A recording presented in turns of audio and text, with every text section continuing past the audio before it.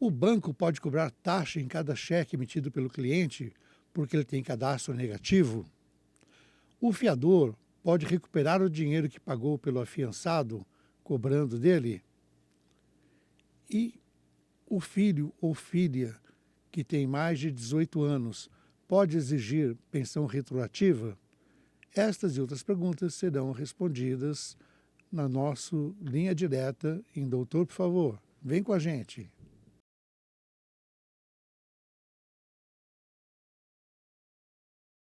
Olá, amigas e amigos, eu sou José Cavalcante, este é o podcast Doutor, por favor, e hoje com mais um Linha Direta respondendo perguntas do público, contando novamente com a colaboração da Rayane Almeida. Olá, Rayane, tudo bem? Bom dia, tudo bem?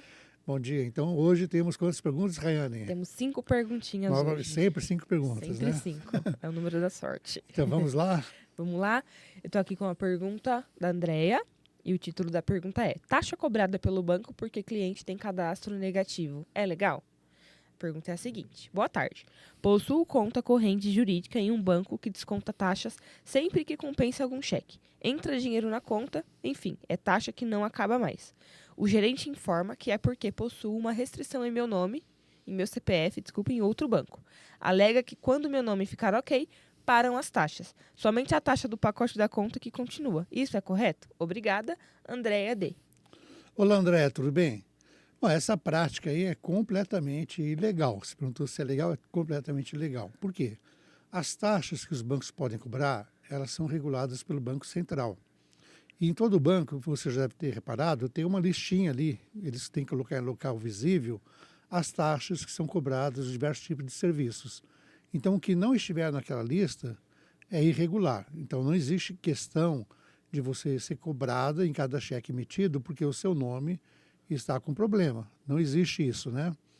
Então, é ilegal, você tem direito a pedir a restituição dessas taxas para o seu gerente, alegando que a cobrança é ilegal, e se ele não restituir, até cobrar judicialmente, inclusive através de até também extrajudicialmente, né? Indo ao PROCON, denunciando isso no PROCON, porque eu acho completamente irregular e é até criminosa, né? Agora, se você quiser também ter assim, conhecer mais sobre o assunto, você pode consultar o site do Bacen sobre as taxas permitidas. Então, nós vamos deixar aqui na descrição do vídeo o link para consulta, né, ao Bacen, aí você vai ver o que o banco pode ou não pode cobrar. Certo? Vamos à segunda pergunta com o tema: fiador pode cobrar dívida paga do afiançado? A pergunta é a seguinte: tenho dívida em uma faculdade e o meu nome e o nome da fiadora foram para os órgãos de proteção. Minha fiadora pode cobrar essa dívida de mim judicialmente através de oficial de justiça? Obrigada, Tatiana. Olá, Tatiana, tudo bem?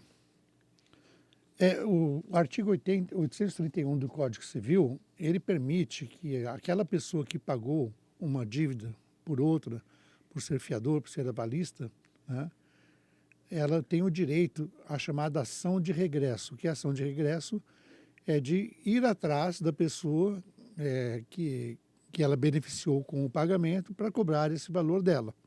Embora isso na prática muitas vezes não tenha resultado, né, nenhum, porque a pessoa já ficou inadimplente, já não conseguiu pagar, mas o direito existe sim. Mas essa ação de regresso, essa cobrança, não é feita por oficial de justiça. O oficial de justiça é apenas um agente público, né, do judiciário, que vai dar intimações para as pessoas cumprirem certos atos processuais. Ele não faz cobrança judicial, né? Então, tem as vias extrajudiciais para cobrar isso. Por exemplo, você pode mandar uma notificação extrajudicial, pode ser para o cartório, pode ser uma carta com aviso de recebimento, né? Até mesmo um e-mail, né? Para o e-mail conhecido da pessoa em que ela deu o recebido, até uma mensagem de WhatsApp em que apareça aqueles 2 sinaizinhos de que a pessoa leu a mensagem, notificando ela de que você pagou aquela dívida, que você quer receber aquele valor, você já faz o cálculo e quer receber assim. Isso seria um meio extrajudicial de resolver o problema. Então, se o afiançado não pagar, aí sim você pode entrar com uma ação judicial, tá? Então, realmente existe esse direito, ele é garantido na nossa legislação. Certo? Pergunta número 3, o título é a seguinte. Pessoa jurídica pode sofrer dano moral? Bom dia. Sou um microempreendedor individual e a imagem da minha MEI está sendo prejudicada por uma certa pessoa na internet. Está ligando a imagem da minha MEI com imagens pornográficas de baixo calibre. Eu, como MEI, posso ser indenizado por danos morais? Atenciosamente, Leandro. Olá, Leandro, tudo bem? Então, essa questão do dano moral, né, é uma questão bem interessante. E o dano moral também se aplica à pessoa jurídica, né? Embora ela não tenha assim aquela chamada moral subjetiva, como existe da pessoa física, né? Ela tem uma imagem a preservar no mercado, daquela imagem depende também o seu bom relacionamento com o público consumidor e todo um conjunto assim de benefícios, né, que se vinculam àquela imagem institucional de uma empresa. Por isso que o artigo 52 do Código Civil, ele estabelece que o dano moral também se aplica à pessoa jurídica, porque ela sofre, né? A pessoa jurídica, a empresa, ela sofre com os danos à sua imagem.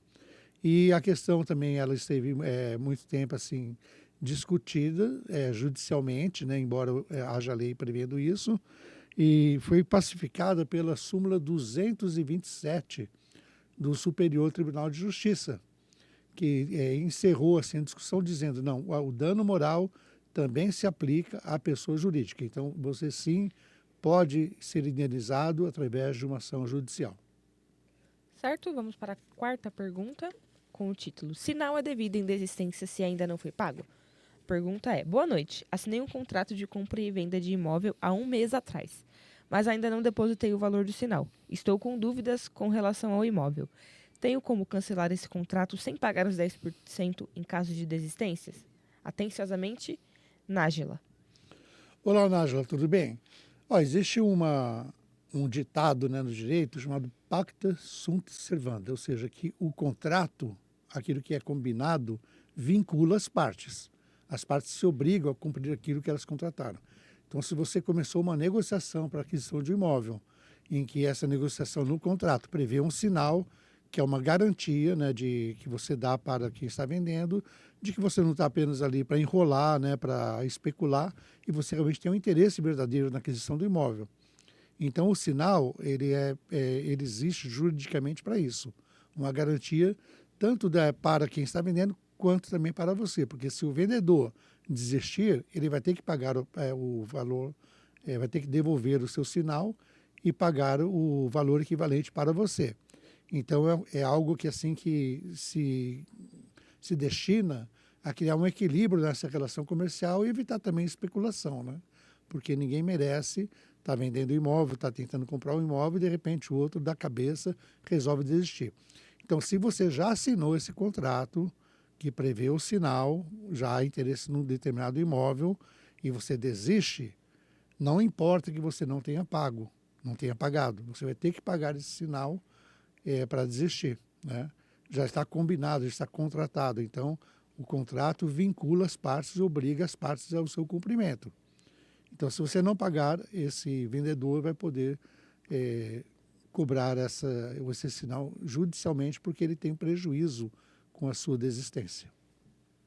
Certo, vamos à última pergunta com o título Pensão Retroativa. A pergunta é a seguinte. Meu marido tem uma filha do relacionamento anterior registrada com o nome dele como pai. Ela está com 36 anos. Ela pode pedir pensão retroativa? A pergunta é da Cleide. Olá, Cleide, tudo bem? Essa questão aí é uma questão interessante, né? Você diz que o seu marido tem uma filha de outro relacionamento que já tem 36, 37 anos, 36 né? anos. 36 anos. Então, hoje em dia, a jurisprudência entende o seguinte, que a pensão de alimentos é devida a partir do momento que se pede a pensão, né? Não retroage para, assim, débitos anteriores àquele momento em que se pede a pensão. E também, por outro lado, existe também uma norma no Código Civil de que a prescrição não atinge o menor, aquele que ainda não completou 18 anos de idade, né? Então, existe uma controvérsia aí. Se uma criança, né, ela resolve pedir pensão ainda não completou 18 anos de idade, então aquele período ele não estaria coberto pela prescrição. Então, ao completar 18 anos, teria mais 2 anos ainda para pedir essa pensão e retroagir naqueles 18 anos em que o pai ou a mãe não pagou a pensão, né? Então, existe uma controvérsia nesse sentido. Mas no caso dessa filha do seu marido, né, de outro relacionamento, ela tem 36 anos. Ela não está coberta por nenhuma hipótese. Ela não tem como pedir pensão retroativa. Ela poderia colocar a questão em discussão até ter completado 20 anos de idade, mas hoje não há nenhuma questão, nenhum risco nesse sentido. É isso. Então, As terminamos. perguntas de Então, hoje. muito obrigado a todos pela sua presença e esperamos que continue conosco em Doutor, por favor, porque você tem direito a não ter dúvidas. Até mais.